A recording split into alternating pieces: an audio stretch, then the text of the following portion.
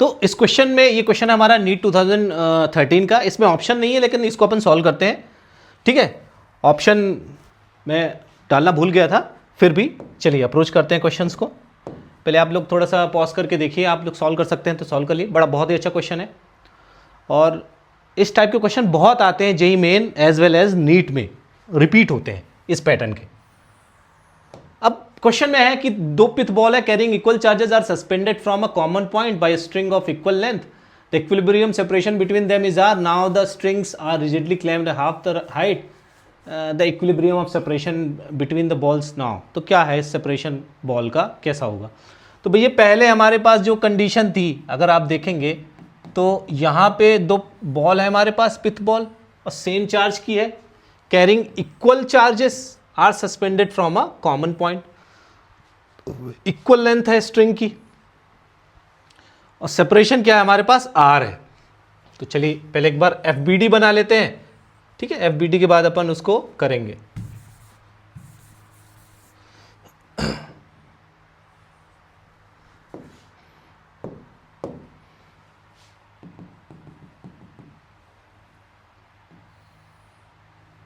ये थीटा होगा, ये भी थीटा होगा, ठीक है। ये वाला लेंथ y है, ये लेंथ हमारे पास क्या है, ये वाली लेंथ वी हैव r, ठीक है। तो जब इक्विलिब्रियम पे होंगे दो बॉल, तो दो बॉल एक दूसरे पे रिपल्सिव फोर्स लगाएंगे, ठीक है। तो रिपल्सिव फोर्स अगर दोनों पॉजिटिव हैं, सेम चार्जेस के हैं, तो रिपल्सिव फोर्स लगाएंगे, और रिपल्सिव फोर्स का डायरेक्शन हमारा इस तरफ रहेगा, रिपल्सिव फोर्स का डायरेक्शन ये तरफ रहेगा, Fe। इसकी वजह से ये थ्रेड है, उस पर टेंशन लगेगा, तो T ऊपर रहेगा, थ्रेड है उस पर टेंशन लगेगा, तो T यहां पे रहेगा, और इसको रिजॉल्व करें ऐसे, तो ये भी एंगल क्या हो जाएगा, थीटा। तो ये अगर जो T है, तो ये वाला पोर्शन क्या हो जाएगा हमारे पास, ये वाला पोर्शन हो जाएगा T cos थीटा, ये वाला पोर्शन T cos थीटा हो जाएगा, और ये वैल्यू तो हमारे पास R है ही, और ये नीचे क्या लगेगा, mg। अब दोनों एक दूसरे को रिपेल कर रहे हैं, तो mg भाई इक्विलिब्रियम है, तो mg और इसका इक्विलिब्रियम होगा। और यहां पे आप देखोगे तो Fe है, तो ये T cos थीटा है, तो ये वाला पोर्शन क्या हो जाएगा, T sin थीटा। ये T sin थीटा, यहां पे Fe लग रहा है, ठीक है।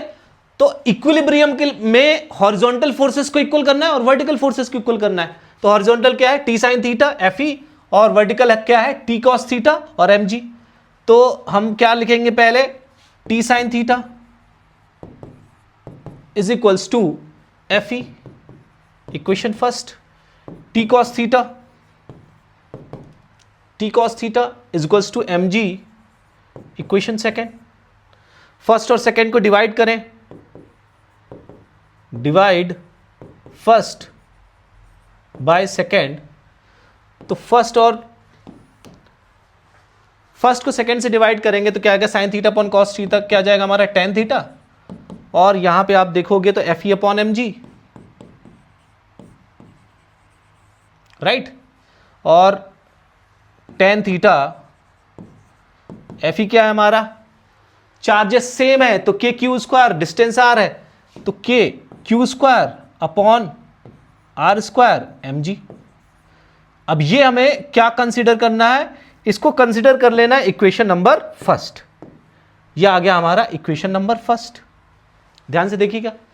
अब टेन थीटा है हमारे पास, तो टेन थीटा में आप देखोगे तो टेन थीटा इस वाले ट्राइंगल में अगर आप देखना चाहो, इस वाले ट्राइंगल में ध्यान से देखना, ये वाला ट्राइंगल जो है, ये ट्राइंगल, ठीक है।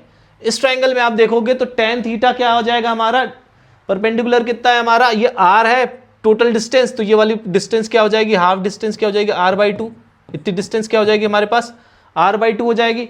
जब ये r/2 डिस्टेंस है तो हमारे पास टेन थीटा क्या आ जाएगा, tan theta equals to r upon 2y, ठीक है। परपेंडिकुलर अपॉन बेस, तो ये परपेंडिकुलर है r अपॉन 2 और y हमारा बेस है। दिस इज इक्वेशन सेकेंड, ठीक है। अब इतना नोट डाउन करें, फिर उसके बाद अपन करते हैं। कर लिया नोट डाउन? चलिए,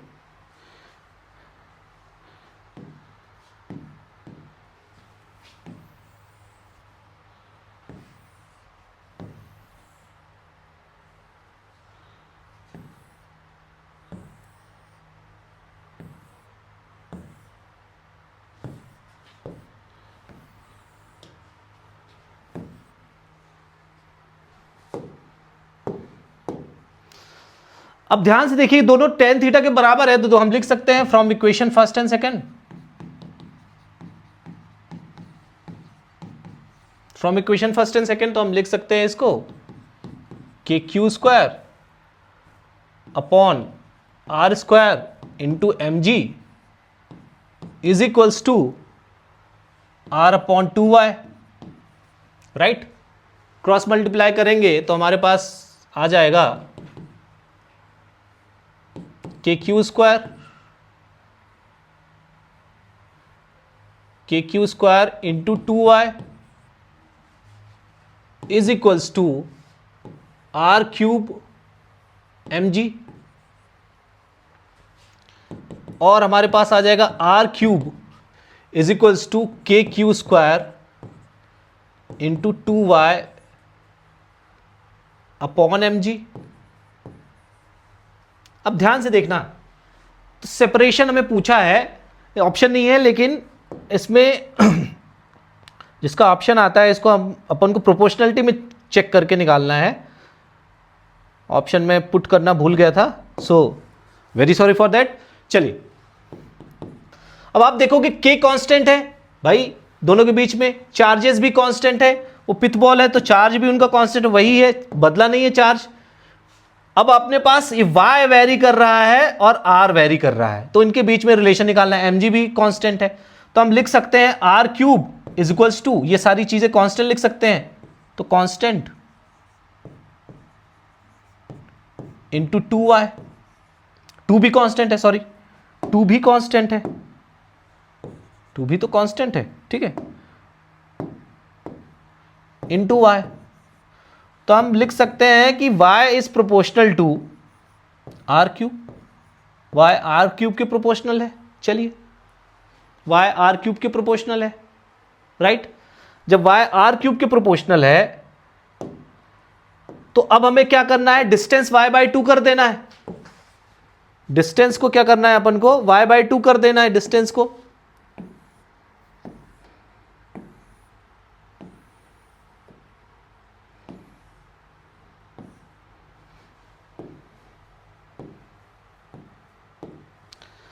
जब y है तो y is proportional to r cube, तो y डैश नया हमारा जो रेशियो आएगा क्लैंप y डैश, उसकी वजह से कुछ नया सेपरेशन आएगा, इक्विलिब्रियम सेपरेशन r डैश का होल क्यूब। और y डैश हमें पता है, y डैश हमारे पास पता है कि y इक्वल्स टू क्या है, हमारा y बाई 2 है, तो y इक्वल्स टू हम y बाई 2 लिख देंगे, तो y by 2 is proportional to r dash cube. और दोनों का एक रेशियो ले लेंगे, इसका और इसका रेशियो ले लेंगे, दोनों एक दूसरे के प्रोपोर्शनल हैं, तो इन दोनों का रेशियो ले लेंगे। ऊपर वाला इरेज कर रहा हूं, देखिएगा जरा, तो इन दोनों का रेशियो ले लेंगे। ये हमारे पास मान लीजिए ये दो हमारे पास रिलेशन आ गए, इनका रेशियो ले लेंगे, तो इनका रेशियो अपन लेते हैं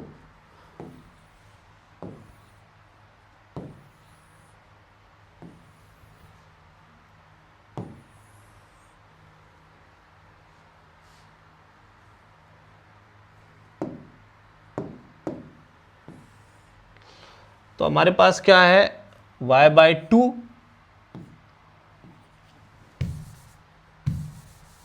sorry y proportional to r cube divided bye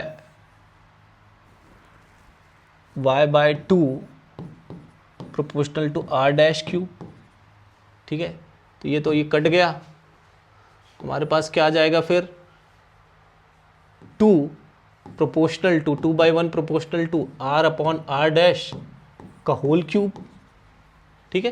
cube उधर जाके तो रूट हो जाएगा, तो r upon r dash is proportional to cube root of 3, cube root of 2, cube root of 2, right.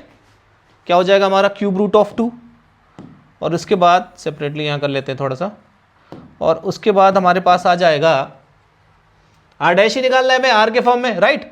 Are dash निकालना है आर के फॉर्म में, तो आर डैश अपॉन आर हो जाएगा 1 अपॉन क्यूब रूट ऑफ 2, तो r dash is equals to आप लिख सकते हैं आर अपॉन